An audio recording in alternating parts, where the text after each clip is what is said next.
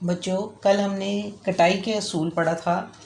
आज हमने देखना है कि हमें कटाई करते वक्त किस किस किस्म के कपड़ों के साथ वास्ता पड़ता है और उसके लिए हमें कैसे कटाई का तरीका करना है और उसकी सिलाई कैसे करनी है। सबसे पहले हमारे पास हमें वास्ता पड़ता है, जैसा कि हमने फाइबर भी पढ़ा है, रेशों के बारे में पढ़ा है। तो उससे जो कपड़ा तैयार होता है वो क्या था? सूती कपड़ा था, रेशमी कपड़ा था और उससे डिफरेंट किस्म के कपड़े, फिर इंसान के तैयार करदा कपड़े थे। तो सबसे पहले जो अहम कपड़ा है वो क्या है? सूती कपड़ा।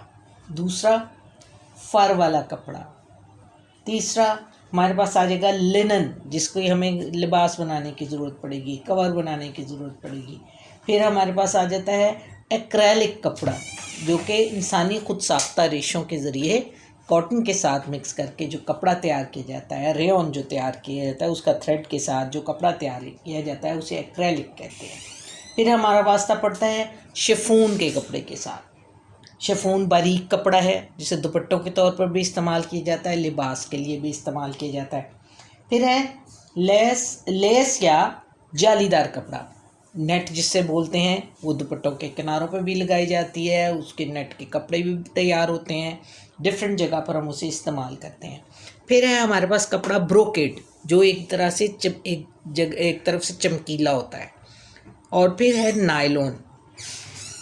नायलॉन भी एक कपड़ा है। और उसके बाद हमारे पास गरम कपड़ा है। ये वो कपड़े हैं जिनका हमारी ज़िंदगी में हम इस्तेमाल करते हैं और ये हमें इनसे वास्ता पड़ता रहता है।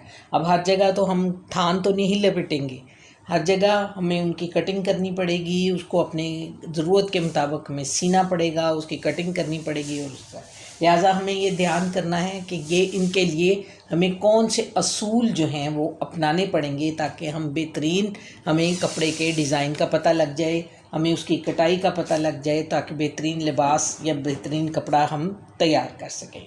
सबसे पहले सूती कपड़े के लिए हमें ये बात याद रखनी चाहिए कि उसकी कटाई करनी हो, सिलाई करनी हो, जब हमारे पास कपड़ा हमारे पास आएगा तो उसका पहला असूल क्या है कि हमने उसे श्रिंक करना है, उसे ठंडे पानी में भिगो देना है। क्योंकि सूती कपड़ा जो है उसकी फिनिशिंग के लिए वो कुछ केमिकल्स का इस्तेमाल करते हैं, जिसकी वजह से वो कपड़े की फिनिशिंग जो है वो बिल्कुल प्रेस्ड हमारी हालत में आता है हमारे हाथ में।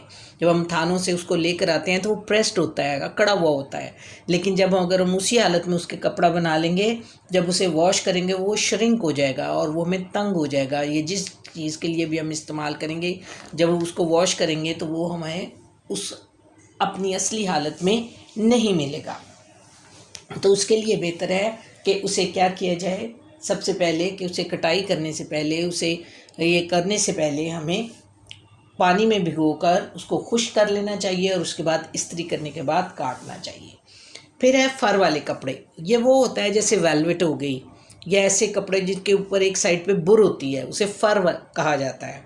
और वो ऐसे कपड़ों को काटने से पहले या ऐसे कपड़ों का सीने से पहले ये बात याद रखिए, कभी भी फर वाला हिस्सा जो है वो ऊपर की तरफ नहीं होना चाहिए। तो हमें कटिंग करते हुए पता नहीं लगेगा कि इसको हमने कैसे काम करना है, और उससे हमारी जो मेजरमेंट है वो रॉन्ग हो सकती है। और मशीन में डालते वक्त भी ये ख्याल रहे कि मशीन का टांका जो है वो उसको किस तरह से हमें उससे पहले किसी और कपड़े पर चेक करने के बाद उसे बड़ा टांका करके और उसके बाद उसको सीना चाहिए।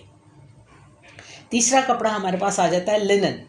लिनन जो है वो कपड़ा होता है जिसके अंदर जब सिलाई कर ली जाती है, जब वो खिंचता है तो उसकी तारें निकल जाती हैं। तो उस सूरत में हमें सिर्फ़ एक बात याद रखनी है कि उसमें सिलाई का हक़ हमें ज़्यादा रखना है कि जहाँ पे कपड़ा थोड़ा सा खिंच भी जाए तो वो उसके अंदर इतनी गुंजाइश हो कि वहाँ से वो फटे नहीं। उसके बाद आ जाता है एक्रेलिक कपड़ों की कटाई। एक्रेलिक कपड़ा जो होता है कोई इंसानी खुद साख्ता रेशा है, उससे बने हुए कपड़े जो हैं वो मज़बूत होते हैं, उसकी कटिंग करने में भी हमें इतनी मुश्किल नहीं होती और उसको सिलाई भी हमें इतना मुश्किल नहीं होता। पांचवा कपड़ा हमारे पास आ जाता है शिफॉन।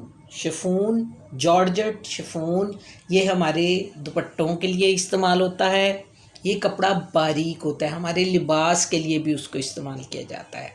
और ये क्या होता है, ये नरम और नाजुक होता है, इसलिए इसको काटते हुए भी और इसको सीते हुए भी हमें बहुत एहतियात की ज़रूरत होती है। उसको पिन लगाकर हमें काटना चाहिए, हमें उसको अच्छी तरीके से उसको फिक्स करने के बाद उसकी कटिंग करनी चाहिए, वरना वो अपनी हमारी सब मेजरमेंट्स जो हैं वो रॉन्ग हो जाएंगी।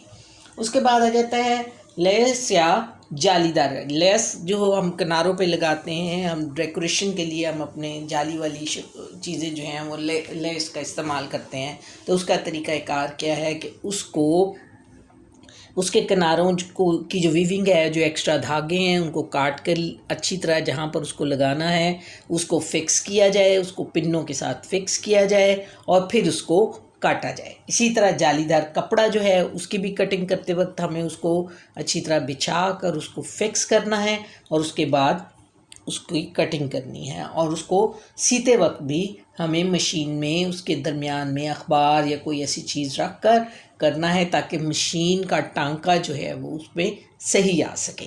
इसी तरह अगला है ब्रोकेड। ब्रोकेड मैंने समझाया था कि ये एक तरफ से चमकीला होता है, दूसरी तरफ से कम चमकीला होता है। तो हमें इसको सीते वक्त भी, ये भी नाजुक कपड़ा होता है लेकिन इसको ध्यान से सीना पड़ता है, बिल्कुल इसी तरह जैसे फ़र वाले कपड़े, इसका चमकीला हिस्सा एक साइड पे करने के बाद इसको सिया जाता है। और इसमें सिलाई का हक़ जो है वो ज़्यादा रखना पड़ता है और तुरपाई के लिए भी हमें अजाफ़ी कपड़ा रखना पड़ता है।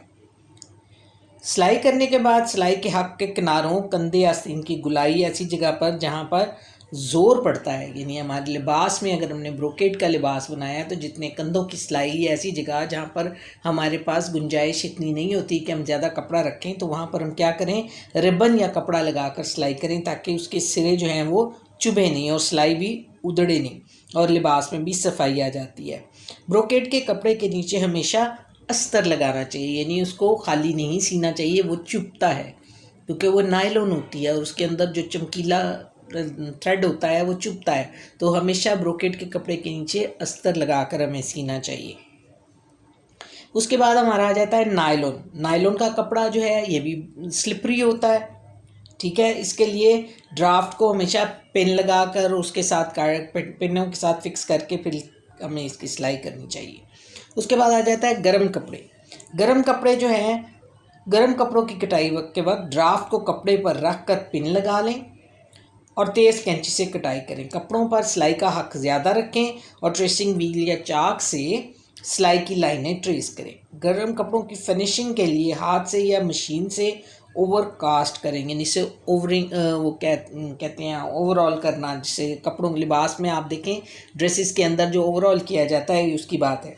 गर्म कपड़ों के नीचे भी अस्तर ज़रूर लगाएं। गुलाई वाली सिलाइयों पर कच्चा टांका लगाएं, फिर मशीन का टांका दरमियाना रख कर सिएं।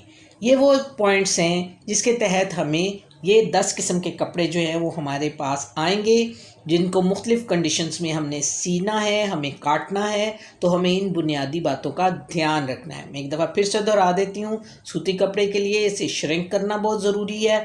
फ़र वाले कपड़े की हमेशा फ़र जो है वो नीचे की साइड पे रखनी है, मशीन में डालते वक्त भी और कटिंग करते वक्त भी।